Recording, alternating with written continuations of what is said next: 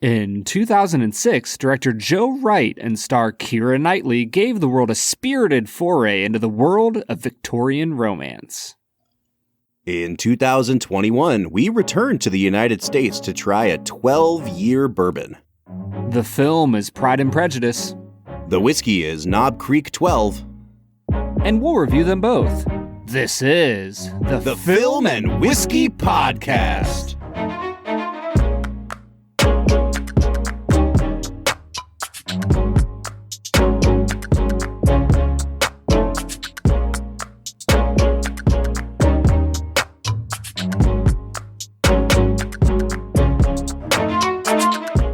Welcome to the Film and Whiskey Podcast, where each week we review a classic movie and a glass of whiskey. I'm Bob Book. I'm Brad G. And this week we are looking at the 2005 film Pride and Prejudice. If, however, your feelings have changed, I would have to tell you. You have bewitched me, body and soul, and I love you. I never wish to be parted from you from this day on. Bradley, you are 2 for 2 so far on the season with your picks because, not to spoil things too much, you picked this movie for us to watch this week, but it is the second one in a row that I have never seen. That is wild to me that we got them both out of the way so far. Are there any other on my list that you've never seen before? That's the real question. Maybe. I don't have your list pulled up in front of me right now. I have a feeling that these might be the only two. It's been a long time since I watched Secondhand Lions, but I knew that one was coming at some point. So I think I'm prepared for that one. Oh man. Well, I was somewhat not surprised that you hadn't seen Charade, because even for somebody who is as deep into the cinematic world as you are, sometimes there's just older movies that pass you by and you don't see, and that's from the early 1960s. So like when I found out that you'd never seen Charade, that made sense to me. When you told me literally last week that you had never seen Pride and Prejudice, I was utterly flabbergasted. That was like prime time, like mid-teenage Bob and Brad years. Yeah. I could not believe that you had not seen it. Well, and the funny thing is, this is a Focus Features movie. Focus Features in the mid-2000s was like king of the indie movies. And, they're not quite as big now in terms of like prestige indie films. But it's not like this was a huge budget movie. And it's not like it made, $1 billion at the box office. But once it came out on DVD, I feel like everyone our age watched this movie. It really kind of crossed over in a way that I'm still kind of surprised at, even now having seen the film. And it's a very good Jane Austen adaptation, and it really does kind of make it feel more modern. There's a lot more kind of like shaky cam stuff going on here. But you're right. So many of my friends watch this movie. I remember hearing about it all the time in college and people just being surprised that I hadn't seen it. And I had never gotten around to it. And it's not that I didn't have opportunities, but most of the time when I go to turn on a movie now, it's like 11 o'clock at night and everyone's asleep, and Pride and Prejudice is still there on my watch list on all the streaming services. And there's just something about the prospect of watching a 2-hour Jane Austen movie at 11 o'clock at night that doesn't seem very appealing. So doesn't quite tickle your fancy, and it's like, oh, I could watch Die Hard with a Vengeance, or I could watch Pride and Prejudice.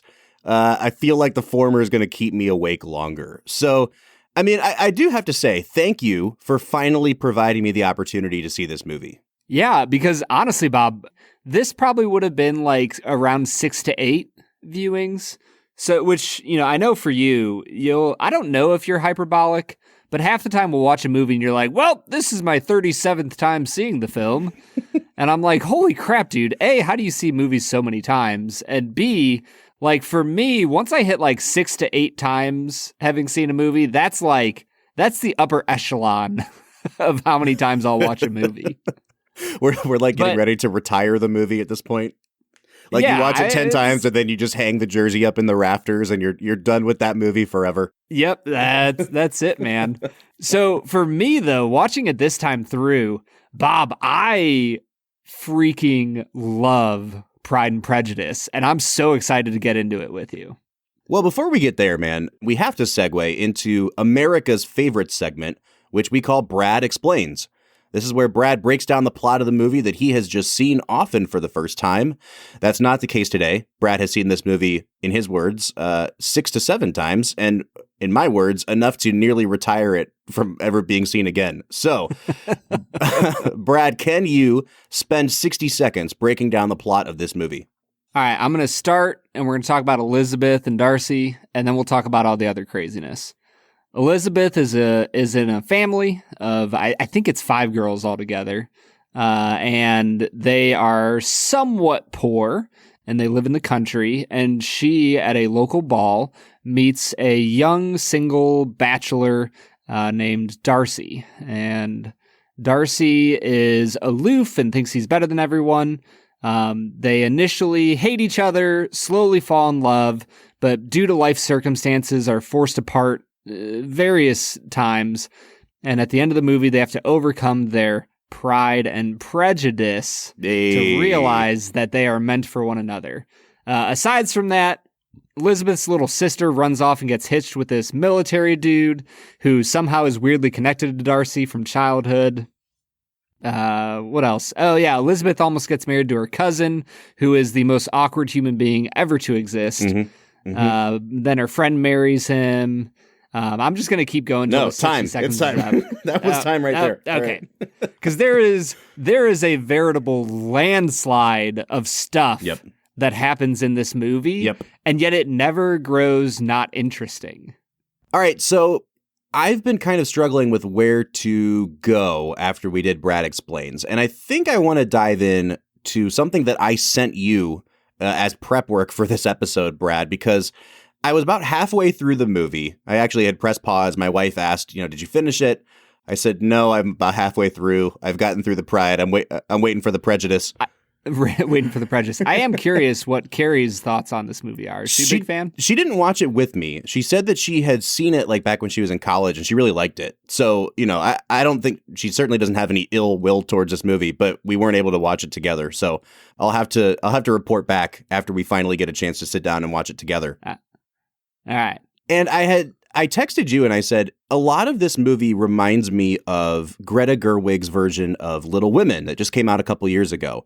Not necessarily like in the filmmaking style. This one felt a lot more kind of, like a traditional adaptation as compared to what Greta Gerwig did with Little Women.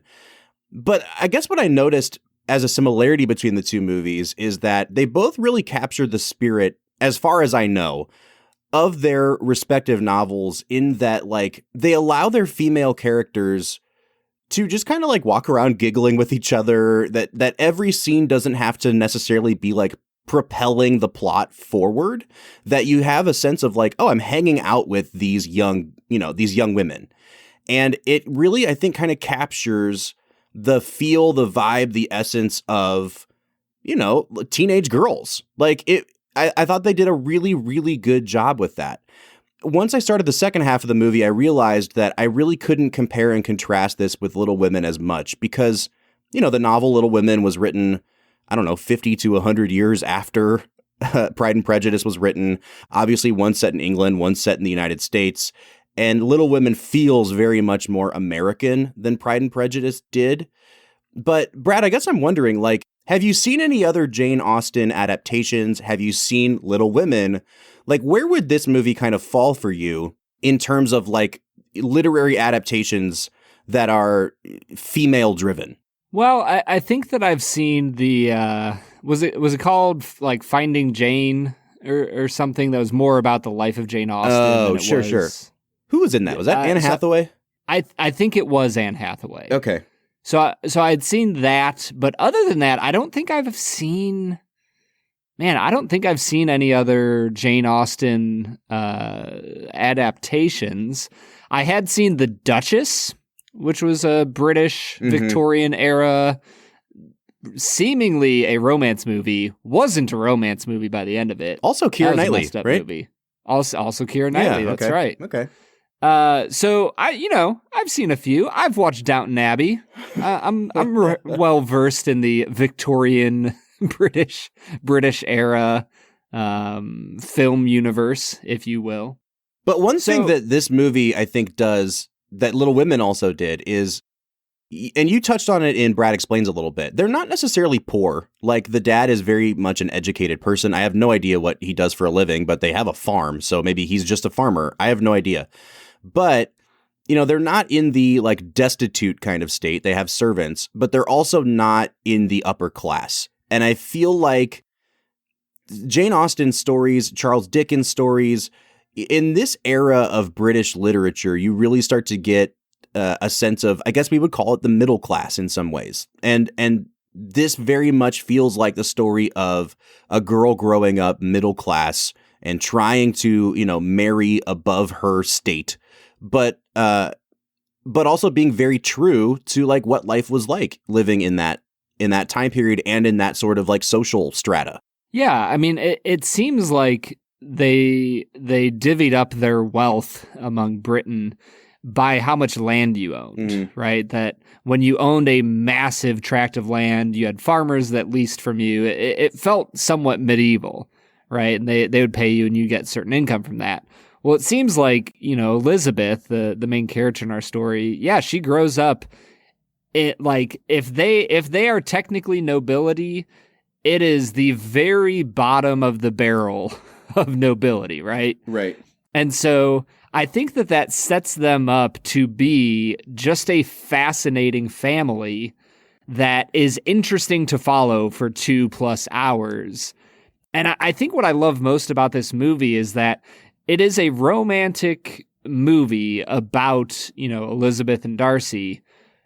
But at the same time, it really is just kind of this meandering story about the lives of the Bennett family. Mm-hmm. And I think that he really knocks it out of the park in just showing this family being a family. Yeah. And I think that's one of the things I really, really love about this movie. Well, I do want to get into talking about Joe Wright's filmmaking here, but before we get there, I think this movie really strikes a good balance between having that sort of, you know, meandering, I guess like Shaggy kind of feeling to it, that like you are hanging out with them and you don't need to be anywhere else right now, but also really incorporating like the wittiness of the prose of Jane Austen.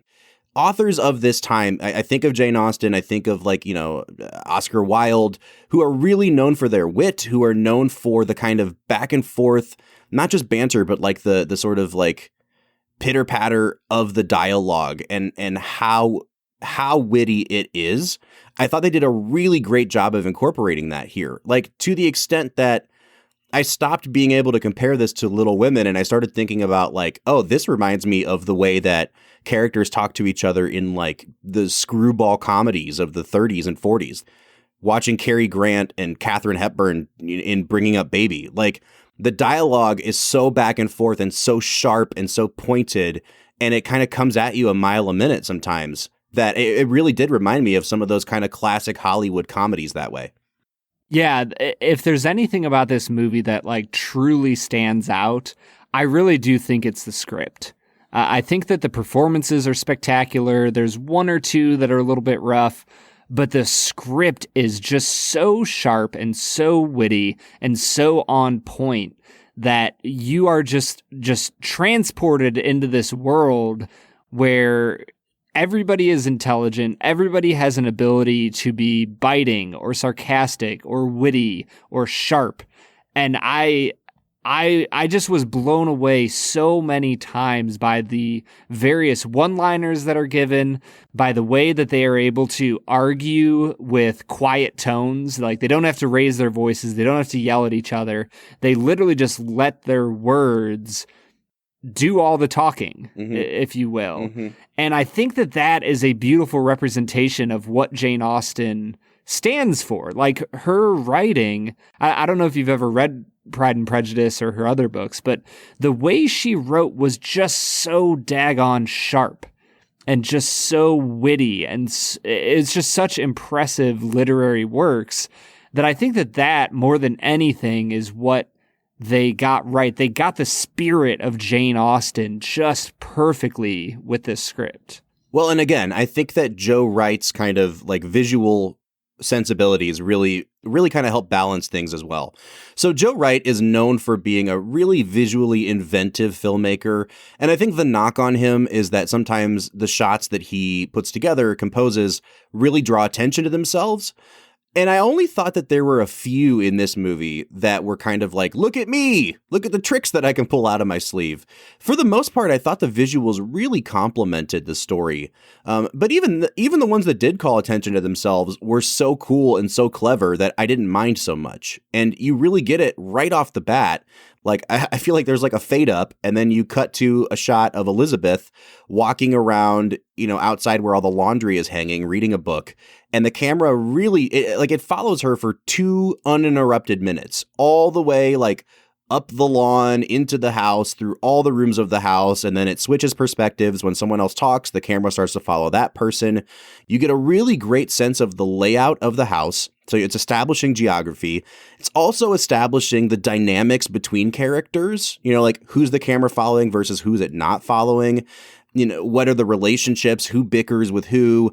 It's a really great use of a shot that calls attention to itself, because it's also serving a second purpose, which is like establishing all these characters and not having to waste minutes and minutes and minutes and hundreds of shots doing it. You get it all accomplished in one really well choreographed shot. Yeah, I mean, it's exposition without any words, right? Like, you learn that the youngest daughter, I can't remember her name right now, is kind of a stickler. She plays the piano. She's feels underappreciated and just feels like she's lost among the gaggle of Bennett girls. Mm-hmm. And then you have the other two that are laughing and giggling and all about clothes. And you have, Rosamund Pike, who is phenomenal in this movie. So good. And she is just kind of self-contained, aware of herself. You just get every little bit of information you need to know about the Bennett family, like you said, in a 2-minute, beautifully uninterrupted shot that it sets the tone for the rest of the movie. We're going to see similar shots when they are at the balls, right? Like, I think one of the best shots of the movie is when the camera is wandering through, I think it's the second ball that they go to, and you see Elizabeth coming in and out of the camera, and Darcy, and their cousin, who I can't remember the name of, but the short one that wants to marry Elizabeth, and he's looking for her, and like it's a movie that rewards paying close attention to the details, and I think that's what I love about the camera work in this movie. It's smooth, it's sweeping. There's so many shots in this movie where the camera just kind of slowly circles and pans around a room. And like I said, it just rewards attention to detail. It rewards second, third, fourth viewings. The cinematography in this movie, Bob, is just beautiful. And then on top of that, you get these beautiful, scenic, massive crane shots of these beautiful, British fields and forests. I mean, I think he just is out of this world with the cinematography. Yeah, the cinematography is great in this movie. I also think that the art direction and set direction are fantastic in this movie because, whether or not they built these homes as sets or whether or not they were using existing locations, it feels very lived in and it feels very of the moment. Like, I never second guessed that I was living in late 18th, early 19th century England. Like, it just everything about it felt authentic. From the colors on the walls in the interior of the Bennett house to the way that they've got like a pig just kind of walking across the one room. Like, everything felt authentic about this movie. And I think that kind of making it feel a little bit more, I don't want to say down and dirty, but like that's kind of how it felt. Like, characters got smudged up with mud because they walked everywhere. And when Darcy's out in the field at the end of the movie and he's been walking all night, like, he looks like he's covered in dew, like he looks wet. Like, there are just things about this movie that I think if you'd made this movie 20 years earlier, and of course this is not the first adaptation of this novel, but like prior versions of this movie put a veneer of like Hollywood over all of it. And I think this movie did a really good job of making it feel like how it must have actually read to Jane Austen's original audience, because they saw this world around them. Well, honestly, Bob, as we're sitting here talking about the cinematography, I'm looking over the cast list, And I literally don't think I can go another minute without talking about Donald Sutherland. Oh, I love how we're not even starting with Keira Knightley. You want to go way on down the list to Donald Sutherland here. No, we'll get there, man. All right. I just think that if there has ever been a trope of the tired girl dad, Donald Sutherland is at the peak. He is the definition in this movie of tired girl dad who loves his kids, loves his wife, but is just really, really overwhelmed, worn down. Yeah. And I just think he is fantastic in this movie. I mean, first of all, Donald Sutherland is fantastic in every movie, and I think he remains one of our more underappreciated actors, like working today and all the way back to, the beginnings of his career in the 60s. Yeah, you're right, Brad. In this movie, I think one of the things I love about his character is that they allow him to be layered enough that he's playing like the beleaguered dad, but he's not playing the uninformed dad. You know what I mean? Like, yes. Yep. We've had a lot of these kind of dads in movies we've watched, and I'll even point out, like in Meet Me in St. Louis, I think that's a dad that loves his family, but he's also a dad that has no idea what's going on in his own house. And you don't really get that sense here. The things that Donald Sutherland doesn't know, it's because he just doesn't care. Like, I don't need to be bothered with this. You guys are just bickering again. Leave me alone. But the things that really do matter, he proves that he has been paying much more attention than people give him credit for. And that very last scene he has with Keira Knightley, where she's informing him that she wants to marry Darcy, and they have that final embrace, and he starts crying, and then they just leave the camera on his face, and you can see that his eyes start to well up with tears again, and then he starts to feel very proud of her again, and then he starts to laugh, and it's just you can see the waves of emotion go across his face in a way that's not showy. It's not like a big, bold performance from him. It's just damn good acting, and I feel like you got to give credit to Sutherland, but you also have to give credit to Joe Wright for knowing, like, yeah, we're going to leave that 20 seconds in the movie because that is just freaking phenomenal acting right there. Yeah, it's really brilliant. For me, one of my favorite scenes with him is when Mrs. Bennet and the girls are bothering him about, this new rich man who has moved into town and he's single and you need to go see him, because, we have to follow propriety. And like you have to see him before we're allowed to go see him. And they're just hounding him for like almost 2 minutes of screen time. And at the end of it, he just casually goes, yeah, I already went and saw him. And the way he delivers that is just the most perfect, like, dad being a dad line. For we may not visit if you do not, as you well know, Mr. Bennet. You're listening, you'll never listen. You must, Papa. At once.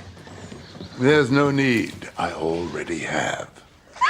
Have? Oh, Mr. Bennet, how can you tease me so? Have you no compassion for my poor nerves? Oh, you mistake me, my dear. I have the highest respect for them. They've been my constant companions these 20 years. He's just spectacular from start to finish. And I think when you layer on top of that the performances of his daughters and his wife, you just have the makings of an epic movie. Mm-hmm. All right, man. I want to talk about Keira Knightley because I have been in the Keira Knightley fan club for, I don't know, like 15 years now. Like decades. Yeah. I mean, she really kind of burst on the scene with Bend It Like Beckham, which was another indie movie that just kind of broke through. And I think she was like 18 when that movie came out. And then she lands Pirates of the Caribbean and that movie explodes. And then she moves on to movies like this, just a couple years later. Brad, she's only 36 years old now. And I feel like her career has been so interesting because she really kind of shot out of the gate really quickly. And within a couple years, she was in one of the biggest franchises in movies. And she had an Oscar nomination to her name from this movie. She's picked up another Oscar nomination along the way, but I kind of feel like she's one of those actresses now that's kind of like floating out there waiting for that next great part. Like she's good in everything she's in, and I don't necessarily feel like her career is stalling out, But I think she's one of these actresses that is kind of a victim of the fact that we still don't have enough great parts for female actors, for actresses floating out there in Hollywood. She's so freaking good in everything she's in. And watching this movie just reminds me of like, I wish I saw her more often. I just think that she epitomizes the heart and soul of what Jane Austen was trying to create in her novels. This idea of the fiercely independent woman who chooses love. Keira Knightley is fiery. She is reserved when she needs to be. Like she understands when she is in a place that is above her station, and she's not rude about it. She like respects people who are above her station, and yet is willing to challenge them on their own turf. You know, the scene when she is walking about the room with whatever the guy that Rosamund Pike ends up marrying, with his little sister that is just an absolute bee. Like when she's walking around the room with her and they're teasing Darcy together, you just have so many moments in this movie where Keira Knightley is able to use her wit, is able to use her tenacity to wear down other characters. Her performance is amazing in this movie. And once again, I think this is where the filmmaking complements the performances on screen. So one of my favorite shots in the whole movie is when they're at that first ball that Darcy kind of trashes her and doesn't know that she's overhearing it and calls her plain or whatever he calls her. And then she goes up to him and says something about like, well, let me pull up the quote because I have it here. I wrote it down. They're talking about like encouraging affection between people. And Darcy asks her, what do you recommend to encourage affection? And she says dancing, because he won't dance. And so she's challenging him. And then she adds, even if one's partner is only barely tolerable, because that's what he had called her, was barely tolerable. And she turns around and walks away. And the brilliant thing that Joe Wright does there is he cuts to a new shot. She turns around and starts walking away, and they keep her in the frame, and the camera like dollies back with her all the way out of the room. And it's a really shallow depth of field, so everything in the background gets kind of blurry. And you like, it is such a brilliant display of like how the power dynamics have shifted.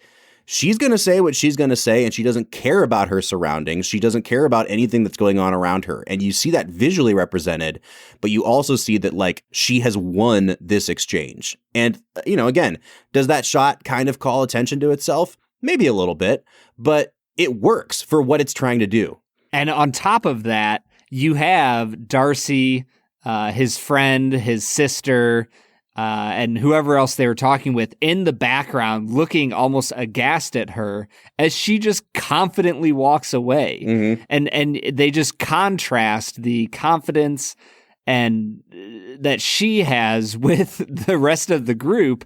And you see that hint of intrigue and interest. And like, really, that's the moment when Darcy starts falling for Elizabeth. And you can see it in that camera shot, in the confidence that she has. And you can understand as a viewer why any man would be interested in such a woman. All right, man, I think we're in a really good place on the performances, the filmmaking.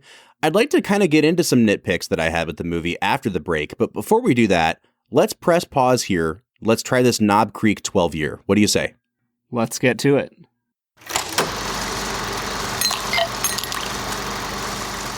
All right. So today we are checking out Knob Creek 12-year. Brad, this is the first bourbon we're trying this season. It feels nice to be back home in the United States with our whiskey journey here.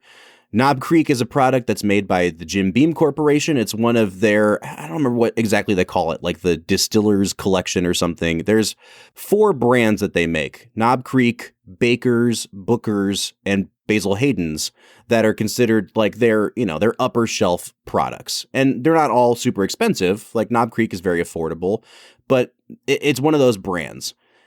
I don't think we've had regular Knob Creek on the show before. And so we were actually going to drink that for today. And I realized, Brad, that I didn't give you a sample of my Knob Creek when I gave you like all the samples for this season. So we kind of had to scramble a little bit. And what we found was that our friend Austin from the Bourboneering podcast had actually given us a sample of Knob Creek 12 year to try. So that's what we're going to be trying today. I do think it's funny that we're going to try 12 year before we even try like the regular Knob Creek. But hey, you know, we roll with the punches here on Film and Whiskey. That's right. And honestly, Bob, this is a really unique and interesting expression that I'm excited to get into. Yeah, so again, this is aged for 12 years. They do bottle it at the same proof that they bottle the regular Knob Creek, which is 100 proof. Brad, I'm interested to hear what you think of this one. I drank it before we recorded, and I have some very spicy thoughts here. But what are you thinking about this Knob Creek 12? I mean, it does. I'm pretty sure it has like a 13% rye on its mash bill, so spicy it might be. For me on the nose, I'm getting like really heavily apple, like a nice tart Granny Smith apple, with bits of marshmallow and vanilla. I think it's a solid nose. Nothing about it really stands out for me, other than the apple. I'll give it a 7 out of 10. I think we're in a completely different place with our nosing here. Jim Beam is known for having a very like nutty nose, like real waxy kind of like cashews. I've heard a lot, peanuts, obviously. And I get that here. The first 2 notes I took were mixed nuts, like out of a tin. And the second one was peanut butter. And I get that a lot with Jim Beam products. So I like it a lot. It is kind of a standard Beam nose. You get your layers of caramel. I do get that hint of citrus, Brad. And for me, it was more like grapefruity or lemon, like a real sour citrus than it was like a Granny Smith apple. But you're right in that there's definitely like some tart fruit going on here. I like it. I don't know that it's like blowing my socks off, but it's pretty good. So I'm going to give it an 8 out of 10 on the nose. And that brings us to our palate. For me, it honestly had a very light opening salvo. Ooh, salvo. There's not a lot of flavors on the tip of my tongue. From there, though, I get bits of leather, a little bit of that apple coming through, and then for me, it gets a little bit spicy and oaky near the back of the palate.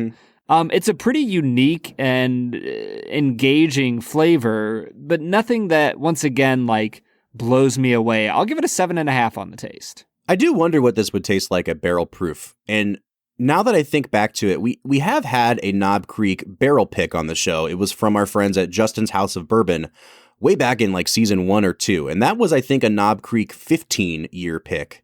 And one of the knocks we had against that was that it was just over oaked. You know, we talk all the time about finding the sweet spot in bourbon and how anything over 10 years, you're really starting to push it, you know, unless you are closely monitoring that flavor profile. And I think even here at 12 years, this is over oaked, Brad. And I think at 100 proof, it's also not backed up with enough of a punch or a depth of flavor to override that oakiness. Like, I think if this was 120 proof and you really got the full sense of these caramel notes, the peanut butteriness that's there, then the oak wouldn't matter so much. But for me, it was really, really thin on the mouthfeel. Like, it actually felt in my mouth like I was drinking an 80 proof whiskey instead of 100.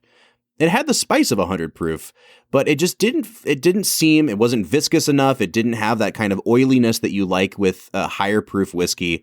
And then towards the back end of the palate, the oak just took over and it got really bitter for me. So I'm not a huge fan of this on the palate. I'm only going to give it a 6.5, Brad.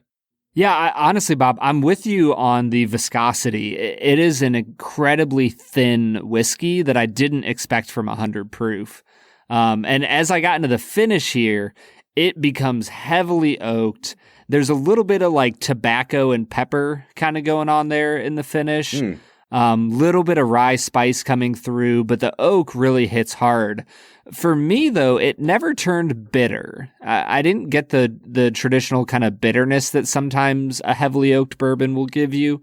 So I honestly thought the finish was solid, above average. I'd give it a 7 out of 10. I also gave it a 7 out of 10, and here is the extent of the notes I took. It's fine. That's it. That's all I took on the finish. So I really can't give you any more information than that. It is fine. 7 out of 10. You're killing these notes tonight, Bob. Well, the funny thing is I went way overboard on the first 2 categories. So, I had to balance it out with an it's fine. It's All right. fine. Well, speaking of balance, Yeah. I give it an 8 out of 10 on balance. I genuinely think this is a really well-balanced expression. There's a decent amount of complexity here. For me, it moved from apples and marshmallow into leather and tobacco and pepper by the end. So it was a decently complex whiskey that is impressive for a 100 proof, offering. So I thought the balance was actually probably where this shined the most. I'm pretty close to you. I'm going to give it a 7.5 out of 10 on balance. I do think it really does turn into like a bitter oak for me on the back end of the palate, and it never really recovers from that. If this was even like a Weller Antique proof, like if they upped this to 107, I would be really interested to see how much the flavor would change on this. As it stands, it's just a little too heavily oaked for me. I think that I actually prefer the 9-year standard Knob Creek to this. And that gets us into value. Brad, this costs $69.99 in the state of Ohio for a Knob Creek 12. And I'm actually in a couple of like Facebook groups of people in Ohio who chase bourbons, and they always post pictures when they find a Knob Creek 12 or a Knob Creek 15. I just don't think it's definitely not worth chasing. And on top of that, it's not even worth retail price, in my opinion. Like regular Knob Creek is probably like $35 to $37. It is a damn good whiskey. Go ahead. Do you have the price? $36.99. $36.99. There we go. It's a damn good whiskey. Like it's probably one of my favorites in that price range, and it's 100 proof. So like you're getting some bang for your buck. To charge $30 more for this, like, I just don't see it, man. I understand that they're losing a little bit more to the Angels share, but there is not an increase in quality. In fact, I think there's a decrease in quality here. If you really want a 12-year bourbon, I guess go for it, but I'm only going to give this a 4 out of 10 on value. I think a 4 out of 10 is a little bit harsh, but I'm really not too far off of you. I would probably give this like a 5.5 on value. It's not the most impressive $70 whiskey I've ever had, but it is a solid offering. Like, there's nothing here that I disliked in any way. And if anything, I gave most of it a 7 to an 8 out of 10. It's a solid, above average whiskey that probably should fall in like the $50 price range and not the $70. Yeah. So I'd give it a 5.5 on value. And that brings me, Bob, out to the perfect recommendation point, a 35 out of 50. I'm at a 33 out of 50, which brings our average to 34 out of 50 or a 68 out of 100.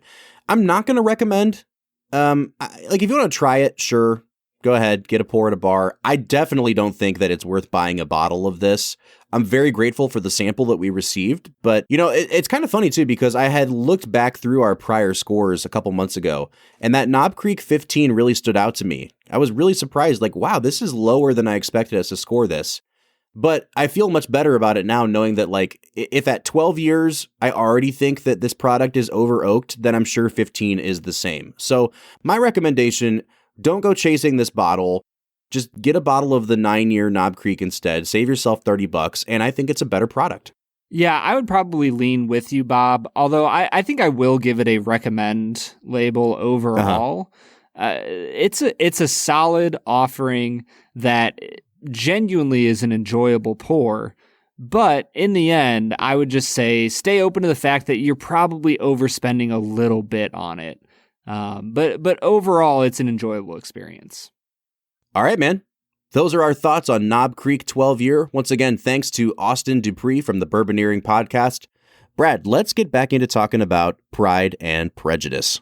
Let's get to it. Well, guys, that was Knob Creek 12-year, a whiskey that we found to be solid, but a little bit lacking on Bob's end. Bob, I think we're both in agreement, though, that Pride and Prejudice is not just an above-average solid movie. It really falls into a better realm than that. And for me, one of the main reasons is the score. I don't know if there are many scores for movies that just feel like they represent an era better than this one. Like the way that they use piano in this film and they use the same pianoforte over and over, and they have the characters in the movie playing the theme. I don't know if there's any other song in the world that can represent Victorian Britain for me other than the theme of Pride and Prejudice. You know, the funny thing, too, is I keep talking about how the filmmaking really complements both the original text and the performances. I think the same goes for the score as well, because as I was watching the movie, I was like very aware of the score and was making mental notes on, wow, this is really well done. Very beautiful, lush kind of music here. And then it would get very restrained and go down to piano again. And it always complemented what was going on screen. And I'm going to say something that doesn't sound like a compliment, but it totally is. I don't really remember any of the themes from this movie, like from the score. I don't know that I could hum any of it now that it's been like a week since I watched this movie. But I actually think that's a good thing because, again, it's not drawing attention to itself. It's just strictly there to complement what's going on screen. And so I'm with you, man. I loved the score to this movie, even if, the themes are not particularly memorable, in like a John Williams type of way. Oh, dude, I am in the exact opposite camp. I can literally, as you're saying that, I was like piecing through a few of the different themes from this movie. And the fascinating thing is, I really think that the entire musical piece for this movie is just it's literally one specific, sequence of notes that they play different variations of based on the emotions of the characters and what's happening in the film. Okay. So one motif, basically. Yeah, motif, thank you. A leitmotif, if you will, if you want to get technical about it. Yeah, I'm pretty sure, I could be wrong on this because I'm not a musical person, but I'm pretty sure there's literally one leitmotif that is used the entire film, and they just do variations on it to express what's going on. And so for me, I actually find this to be one of the most memorable tracks. And when I say memorable, I mean literally, I can remember this track. I can pull it out of a hat at any notice and remember exactly what goes on with it. For me, it's that impactful. All right, man. Well, I have let you rhapsodize about this movie for going on 50 minutes here. It's time for me to bring you back down to earth a little bit, Brad. If you wouldn't mind, I do have a few nitpicks with this film, and I'd like to hear your thoughts on them. Or maybe I don't. Maybe I'll just give you my nitpicks and then refuse to allow you to rebut Bob's them. monologue. All right, I think if there's one major flaw, and I have not read the book Pride and Prejudice, so just up front, this might be a flaw with Jane Austen's writing. I have no idea. I don't know that Darcy is ever fully redeemed for me. And it's not that, they do a great job of highlighting how Elizabeth was wrong about him. And that he kept his good deeds secret and they only came out when they needed to. And he was doing all this stuff behind the scenes. And at the end of the movie, he even says to her, I did it all for you. It's very romantic, right? But I guess my big question is he still a dick? At the end of the day, if he's not doing nice things for Elizabeth, is his default attitude towards the rest of humanity and not just Elizabeth, is he still a mean, arrogant person? Or did we just catch him in a bad mood in that first scene? Because, and I tried to go back and watch as much of it as I could, Brad. I don't know that they ever really explained what was going on with his behavior in that first ball. And if they did, correct me. But he was... the first note that I took on him was, wow, Mr. Darcy can eat a dick. That was my first note because he was so mean and so condescending to everyone. And there comes a point where your first impression is the only time, how do they say it? You only get one chance to make a first impression. Mm. His first impression was being a dick to Elizabeth's family and everyone whose hospitality he was enjoying. And they never really go in on why he was such a dick. So I guess that's my first major point, Brad. And I'd like to hear your response because he's nice to Elizabeth because he's in love with her. But everyone else, is he still going to behave the way that he has as this kind of petulant, pouting child? I think I have two answers for you, Bob. The first one is, I think it's the first time when he proposes his love for her. Maybe it's the second time, but at some point, he basically just flat out says, I'm an introvert. I don't know how to talk to people, and I don't have your grace when it comes to walking into a room full of strangers and being confident in myself. Okay. And so I think that for me, like, kind of sets up this idea of, like, he was raised in the upper crust nobility. So he has a lot of that prejudice towards the lower class. And then on top of that, he's just not a very extroverted person. He doesn't know how to engage with people, doesn't know how to make conversation with probably his own class. Honestly, the more I think about this, the more it makes sense. Even when he's trying, Bingley, that's the guy's name. When Bingley's sister is trying to, like, talk to him, he can barely hold a conversation with her, and she's from his, caste, if you will. But it doesn't come across as introverted so much as it comes across as contempt. Like, he, especially with Bingley's sister, like, you could tell he just does not like her at all. But I guess, like, it's one thing to be introverted. It's another thing for the way you interact with people to be primarily through insulting them. And in the way he talked about Elizabeth. And, the funny thing is, Brad, like, I've done more research on this movie than I expected to. Like, I was even looking up interpretations of why he behaved that way to Elizabeth. And it seems like, I guess, from what Jane Austen wrote, that in the book, she really is supposed to be a more quote unquote plain looking girl. Not ugly, but, just tolerable, not like Darcy says. Not Keira Knightley. Not Keira Knightley, which is, again, one of the... talk about suspending disbelief for a minute. They're like, well, she's not as pretty as my other daughters, but she'll do. And I'm like, have you seen Keira Knightley? Because I don't know if I agree with that. Like, yeah. But anyway, I guess I'm just here's my second point. Okay. Out of all the men in this movie who get married, the two men who get married are Bingley and their cousin, who the pastor that I can't remember the name of. Yeah. Both of them go right to the women and ask the women to marry them. But who is the only one who takes the opportunity to ask her father if he can marry her? Right? That at the end of the movie, Darcy is willing to come in, talk to her father, lower himself to say, I know what station I'm in. I could just ask her to marry me and you wouldn't have anything to say about it.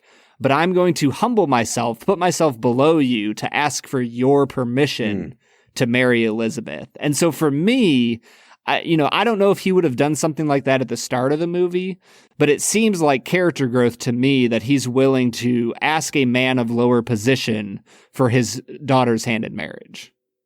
All right. Well, fine. I will concede that point. I will also counter with the fact that I think that Mr. Darcy looks like a discount Hiccup from How to Train Your Dragon, and I don't like it. So. Okay, so right now you have a nitpick of he looks like a cartoon character, and is snooty, and he's a dick. Yeah. Okay. All right. Any other major nitpicks before we get to our final scores? Speaking of dicks, large pig testicles. There was just a shot of just big old pig balls, and I don't quite know why that was necessary. Hey man, you gotta establish the world that they're living in. If you can't tell, I'm walking through my notes in order now because the note literally just said large pig testicles. So I will say, Brad, two positives that I really, really loved. The scene with Elizabeth's friend, who I think they say her name like once, but she goes off and gets married to her cousin, the clergyman. And they have that great scene where she comes and just says, like, don't ever judge me for what I'm doing. Like, I have to make sure that.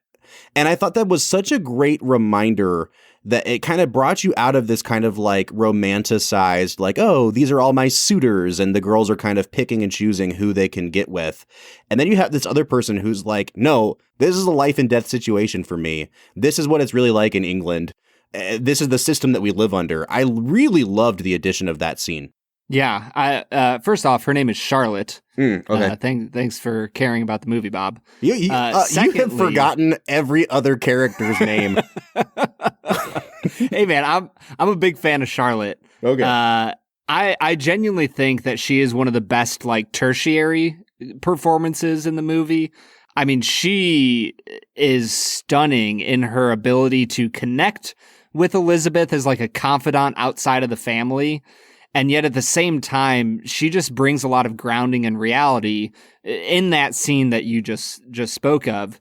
And honestly, I don't know if you had another point with her, but Tom Hollander as Mr. Collins, holy crap, dude. Oh, he's great in everything. I think that having him in this movie may have actually backfired because he's supposed to be awkward and he's supposed to be kind of slimy and he's supposed to make everyone feel on edge. And I actually think that he's such a good actor that I actually felt sorry for his character when I wasn't supposed to. Do you know what I mean? Like he actually made that character so much more sympathetic than he was supposed to. No, I think I'm 100% the opposite. I think he's supposed to be a sympathetic character. He's supposed to be so socially awkward that you feel bad for him when he's rejected by almost everybody he kind of chases after. Yeah. Well, if that's the case, then he did it beautifully. His performance is great. I also thought that the one little scene transition where Keira Knightley's sitting on the swing and just kind of spinning around and the camera keeps circling and every time it gets to like an opening in the wall, you can tell that the seasons are changing. Yeah. Really, really elegant scene transition. I really loved that moment. All right, but here's my big nitpick, Brad. I think at the end of the day, I still feel like this movie is about 20 minutes too long. It's really good. I really like it. I just feel like they really could have tightened up a couple things. There are a few kind of flights of fancy where Joe Wright is like, look what I can do. Like when they finally get to Darcy's, palatial estate and they go inside and Keira Knightley walks around looking at marble statues for a legitimate 5 minutes.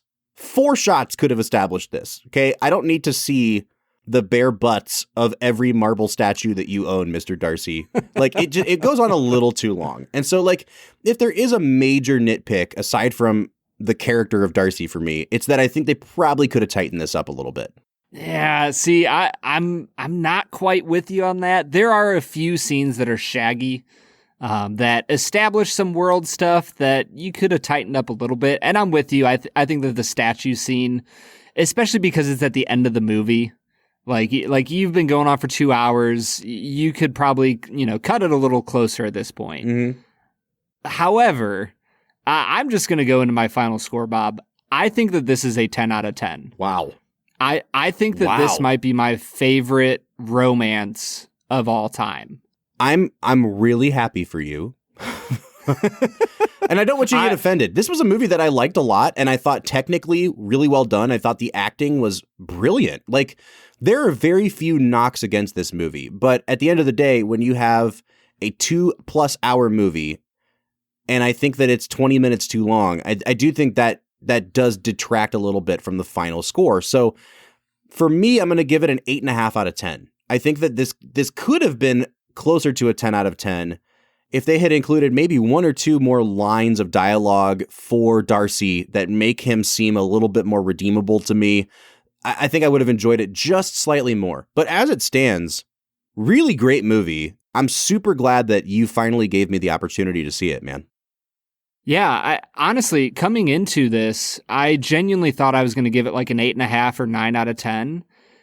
And yet I just found myself in love with every decision that Joe Wright made, nearly every single performance.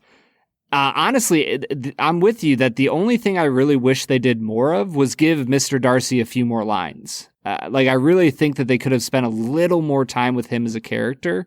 But other than that, I'm in, man. I'm sold. I love Pride and Prejudice. All right, man. Well, what do you say we go back to my list here? Let's put everything in the randomizer. Let's pick our next movie on the Film and Whiskey podcast. What do you say? Let's get to it. The only thing I wish I could do is like play the sound of the wheel as it goes around. I think we may need to just pretend. Click, click, Beep, beep, click, beep, click, beep, click, beep, click, beep, click, beep, click, beep, click. beep. All right, man. We are man. going to be watching the 2004 Steven Spielberg, Tom Hanks collaboration, The Terminal. Oh, I'm excited for this one, man. I really like this movie a lot. Have you seen before? I have not seen before. Oh, there we go. All right. So we're getting back to the way things ought to be, where Brad hasn't seen the movies and I have. So join us next week for The Terminal. Can't wait for that one. For the Film and Whiskey Podcast, I'm Bob Book. I'm Brad G. And we'll see you next time.